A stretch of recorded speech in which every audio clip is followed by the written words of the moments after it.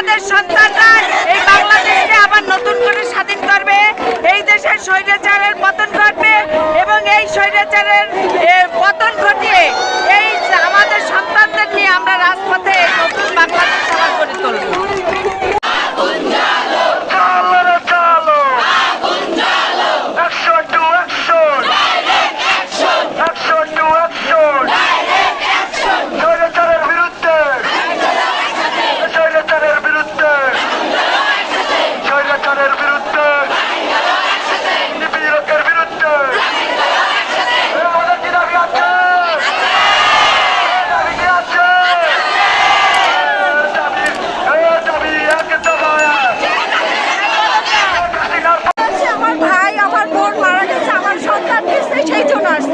আমার সন্তানের দাবি একটাই ছিল, তারা তো কিছু চাই না, তারা শুধুমাত্র অধিকার চাইছে। কেন তাদের রক্ত ছাড়লো, সেই রক্তের বিচার চাই, আর কিচ্ছু চাই না।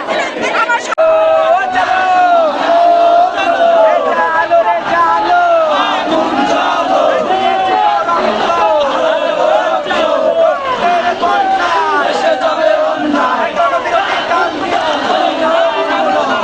সমাজ মানে না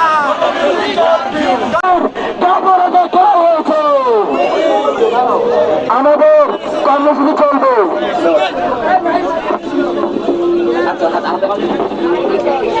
আন্দোলন থেকে আমার প্রত্যাশা, এক দফা এক দাবি, এত গণহত্যা স্টুডেন্ট আমরা মা হিসেবে এগুলো মানিয়েই নিতে পারি না। এই জন্য আমরা সন্তানের সাথে মাঠে নামতে আসছি যে শেখ হাসিনার পদত্যাগ আমরা চাই। তখন আপনারা সেদিকে গ্রহণ করবেন। আর একটা বিষয় কথা এখানে